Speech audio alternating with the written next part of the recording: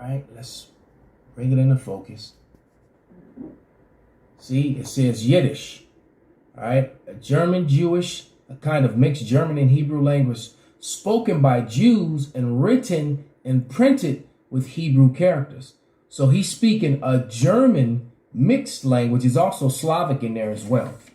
All right, written with Hebrew characters. And the truth be said, it's not even written with Hebrew characters. It's written with the the Assyrian script. All right, because the true Hebrew characters is the you know, what the Israelis call, you know, the Paleo Hebrew. All right, or the biblical Hebrew. We refer to it as the Paleo Hebrew. You also have you know, the Phoenician form, because the people that were in the east above, you know, the Phoenicians that were in North Africa and the places above it were speaking in that language in the land of Canaan. And Ham, the Hamites, the so-called Africans, were dwelling in the land of, matter of fact, let's pull up a map of the area. All right, this is a map of Asia. All right, notice it says absolutely nothing about Middle East. It just says it's Asia. And I'm going to read that in the Bible. It says in the east. All right, so what you're looking at, well, let's back out. Hold on, let me back out again. All right, all this area here is Africa. Over here, you can see where the, you know, where the little cursor is, the marker. That's Africa, and right on the corner of where Africa connects to Asia is Israel. All right, which sits in Asia, in Turkey, in Syria. All right, so this place above in Egypt, all this area here in Syria, in the land of Canaan. I'm sorry, right here, not in Syria, but in the land of Israel, all right, in the land of Canaan, this whole area right here, the Africans, the Hamites, were all over. Canaan was living here. That was part of his curse. He lost his lands, all right? It wasn't the curse of Ham. It was the curse. Ham cursed Canaan, all right? That was another false and controlled narrative. And where was Canaan dwelling? Canaan was dwelling in Asia, in all this colored area here. This is all Asia, from Turkey to Jerusalem, to Yemen, all the way to the Bering Strait. This is India, Pakistan, China, Russia. That's Asia. That's the East, that we're dwelling in the East. All right? All right, and the Shemitic people were dwelling in this portion of Asia, where the cursor is now. You know, Syria, Iraq, Jordan, you know, that whole thing. Saudi Arabia. They were dwelling over here, you know. Yemen is actually in Asia. All right. So let's go to Zephaniah real quick.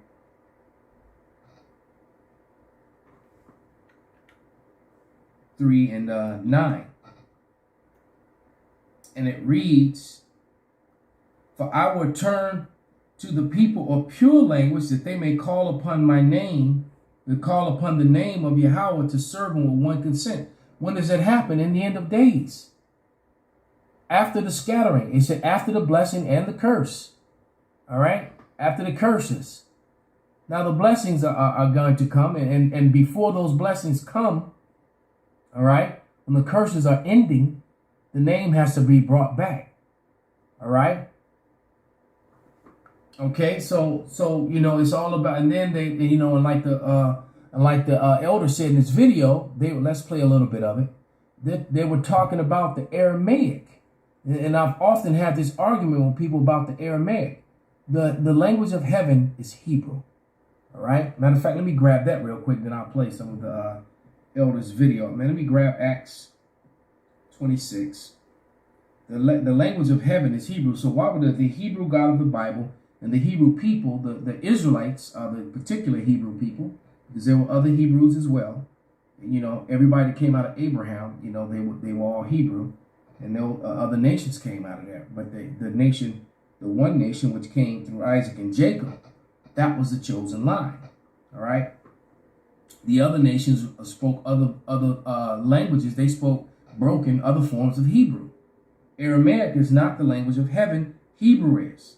So the reason that they push that Aramaic is it goes back to what I said in the beginning, to prevent the study of the languages so that the true people of the Lord would never know the real name. This is that whole pushing that Aramaic, and that is to control the narrative.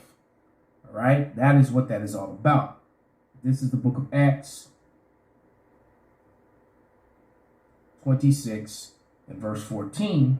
And it reads, "And when we were all fallen to the earth, I heard a voice speaking unto him and saying in the Hebrew tongue, Saul, Saul, why persecutest thou me? It is hard for thee to kick against the pricks. And I said, Who art thou, Lord? And he said, I am. And of course it's written in English, Jesus. But he just told you he said it in the Hebrew tongue. All right? Whom thou persecutest. And we know that it's not the form of Hebrew that this guy pushed. He didn't say Yeshua. There's no E's or U's in Hebrew. Those sounds, that's what this guy added to it. So he said Yahawah. All right? He said Yahawashi. Okay? Because like the elder said, the Hebrew survived, it survived the flood. It survived the fall of the Tower of Babel. And it was preserved. Then it got lost when we got separated from our heritage. All right? But now it's back in the earth.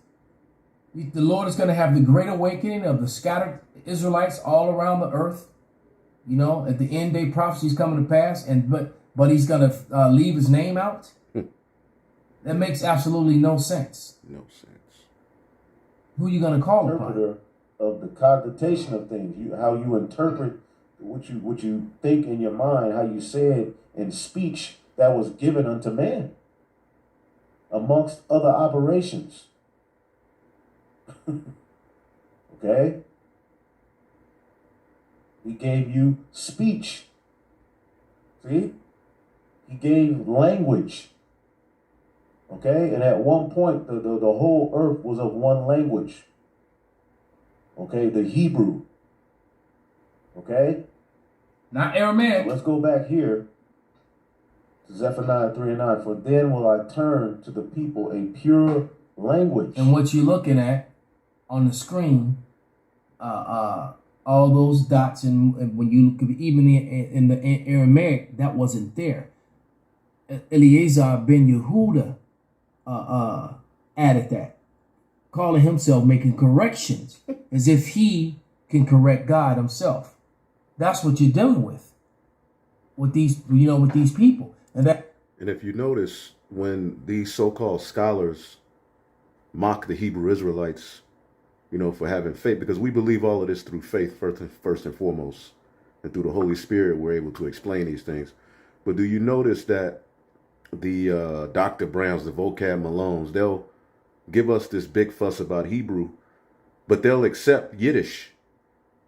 Yiddish is cool when it's clearly German mixed with their form of Hebrew, added vowel points and all of this stuff that wasn't ever attached to the original language.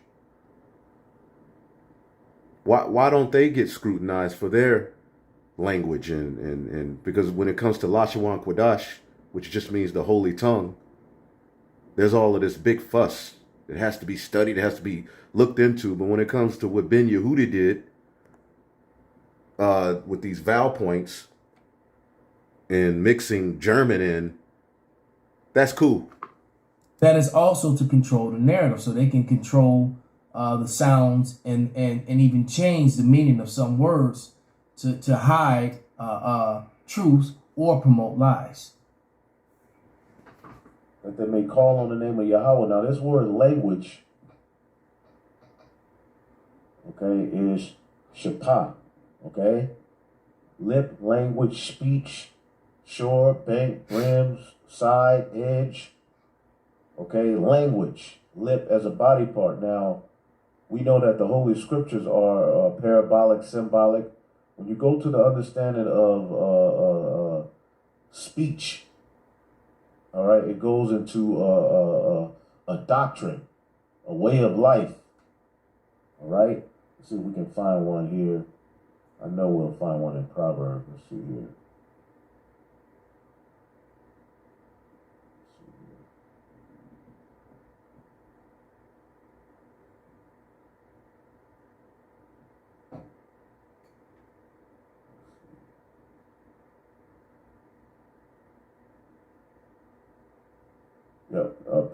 Proverbs 10:21. The lips of the righteous feed many, but fools die for want of wisdom.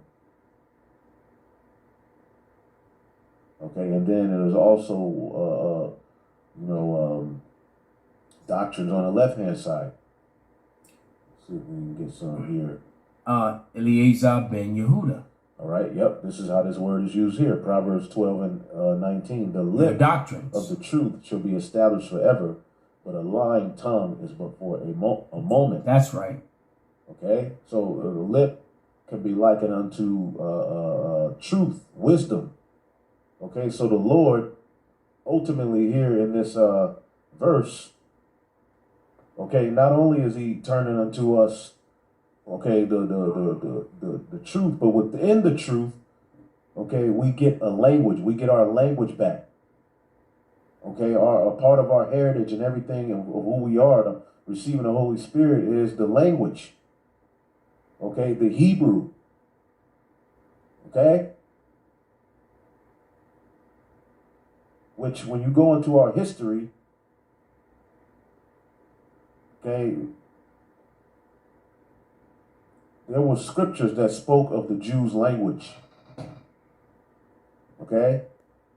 You think the Messiah will come into the earth and be given a name with an off form of the original language? Right. You're out of your mind. He's going to be speaking. Okay, you got a lot of people that say, well, the Aramaic. Well, the Aramaic was mainly a writing system. And let's stop right there. This is Genesis 10:22. And the children of Shem and Elam and Ashur and Arphaxad and Lud and Aram. Everyone that came out of Shem, that's where the Hebrew people came from. And Arphaxad begot Salah, and Salah begot Eber. The word Eber means Hebrew from the past. Abraham came out of Eber. All right? And it says, and unto Eber were born two sons, and one name was Peleg, for his days on earth were divided, and his brother was Joktan. All right? But when you when you get down to the nitty gritty and you keep reading, what you're going to find is that the family member, the person that mattered the most out of the line of Shem, started with the Arphaxad. That's right. All right? And he begot Salah, and Salah begot Eber. All right? And of course, and if you jump down to verse 31, these are the sons of Shem after their families, after their tongues, in their lands, and after their nations. All right? But the Lord is not for their nations, or all those other Shemites. All right? He's only for the singular. And that being the line which Abraham came from. Right. And when you go to Genesis, the 11th chapter, all right, after the Tower of Babel, which when you discern through the Spirit, there had to be the family line of Noah through Shem, okay, through Arphaxad and so forth, that stuck to the traditions. A lot of our people were going off, of course, but there was always a righteous line or a righteous man or a group who stuck to the traditions. Now, when you see after the languages were confounded at the Tower of Babel, okay, it automatically goes to the generations of Shem, okay, through Arphaxad, okay? And as you keep reading, Arphaxad begot Salah, which was whose father? Eber. Eber is where we get the term Hebrew, right? Now, as you keep reading in this lineage, who pops up as you go down? Abram. His father was Terah. Now, what was Abram referred to as?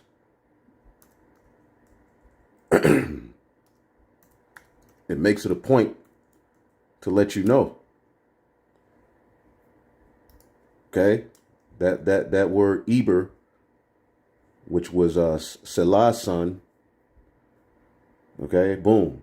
Genesis 14 and 13. And there came one that had escaped and told Abram the Hebrew, and made it a point to let you know Abram was a Hebrew. That's a legacy as well as a language. Because what name did Abraham call on? Okay. I believe it's in the 13th chapter. Let's see here. Abram altar. Let's just look up altar. Because the altars were always associated with a name. This is what. Yep. Genesis 13 and 4. Unto the place of the altar which he had made there at the first, and there Abram called on the name of Yahawah. See, which this is the same name that goes back to the at the time of Genesis, the 4th chapter.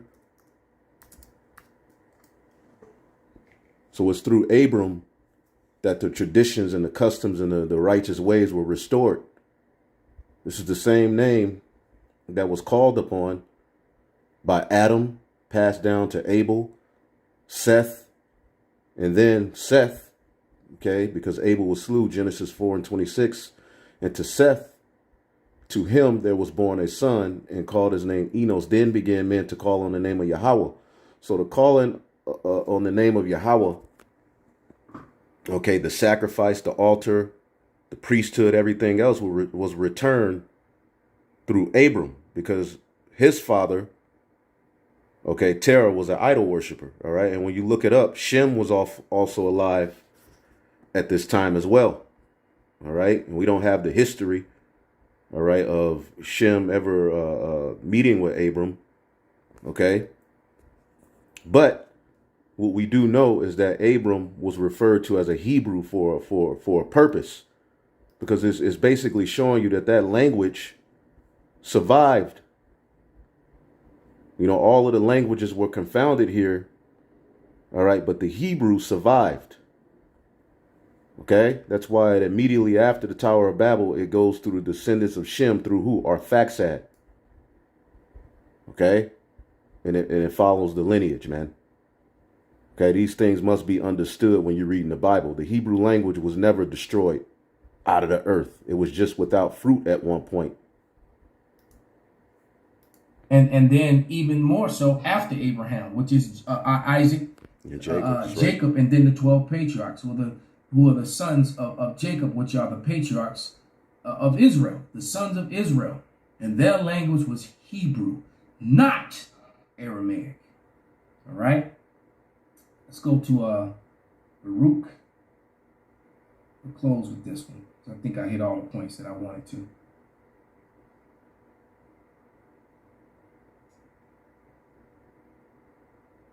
Two and 30. Right, because the argument is, well, Yahawashi, the Messiah, spoke Aramaic. Well, Yahawashi was perfect according to the law of Moses. So everything he did, okay, the from the language to the customs, traditions, and everything else, perfected him in the law of Moses. Okay, so he would have been calling on the same name that was given unto Moses to tell the children of Israel. He would have been using the same calendar that Moses used. Okay? Which was the moon. See, all of these lies and all of this scrambling you people are doing to keep this BS alive, okay, it's all going to be swallowed up. All right? And I'm going to read down to 34. And it reads, for I knew, Baruch 2 and 30, for I knew that they would not hear me, because it is a stiff-necked people. Our people are hard-headed. Mm-hmm. But in the land of their captivities, where we got scattered to everywhere, some of us looking like those heathens, living among the Chinese, living among the Japanese, living among the white people, living among the Hawaiians, living among everybody. That's right. Right? But in the land of their captivities, they shall remember themselves. And they shall know that I am the Lord their power, for I will give them a heart and ears to hear. There's a group of Israelites called in the Philippines, call themselves the Filipino Israelites. And knowing and understanding that they're Israelite foreigners, that they're scattered. And they're calling on the name of Yahawah, Yahawashi. They're not calling Yahweh, they're not calling Yeshua. They did their own studies. And I guess that doesn't fulfill prophecy because they don't look like Wesley Snipes. All right. And they actually took the time to understand and learn that the true name is Yahawashi. And heathens aren't going to call on that name. They're going to deny it. How do we know that? Let's validate that. Let's substantiate that. Because Jake will say, hey, heathen. Well, let's get Second Esdras. Okay? Because everybody who don't look like John Shaft, they're not an Israelite, right? Let's see here. Second Esdras chapter 3 and 32. Or is there any other people that knoweth thee besides Israel? Or what generation have so believed thy covenants of Jacob? The true Israelites are the only ones calling on the names of Yahawah and Yahawashi to establish the kingdom and remember the covenant. And yet their reward appeared not, and their labor have no fruit. I have gone here and there through the heathen, and I see that they flow in wealth, and think not upon thy commandments. The heathen ain't worried about Yahawah. This is why we got to walk in the spirit. These brothers and sisters from the northern kingdom who may come looking different, and they're offering up a righteous sacrifice, calling on the name of Yahawah and Yahawashi in these latter days, those are Israelites. That's why we got to walk in the spirit. Weigh thou therefore our wickedness now in the balance, and theirs also that dwell in the world, and so shall thy name be nowhere found but in Israel. The Amalekites ain't calling on the name of Yahawah and Yahawashi. The Amalekites ain't talking about establishing a righteous kingdom forever, where the commandments will be the order of the planet Earth. Thy name shall be found nowhere but in Israel. Okay, show me the prophecy of actual heathen waking up in the latter days, calling on the names of Yahawah and Yahawashi. Or when was it that they which dwell upon the earth have not sinned in thy sight? Or what people have so kept thy commandments? Thou shalt find that Israel by name have kept thy precepts, but not the heathen. Woo! Okay, and some of them are going off in particular doctrines and stuff like that. But guess what? They're fervent, calling on the name of Yahawah and Yahawashi, going out on the highways and the byways. All of the camps you see, okay, that are fervent to really go out and preach is through the names of Yahawah and Yahawashi. We may not agree with them all, but guess what? It's the names of Yahawah and Yahawashi that got all of these camps out here teaching, man. The Torah only cats, they just sit back and talk about us. Everybody else, they just complaining and talking about the camps.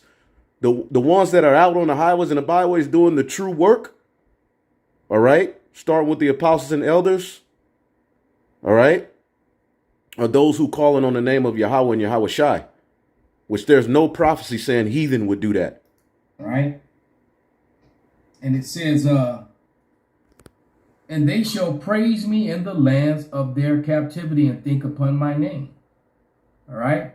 And that's what it is. Matter of fact, jumping to 34. And I will bring them again into the land which I promised an oath unto their fathers, Abraham, Isaac, and Jacob. Not Aram.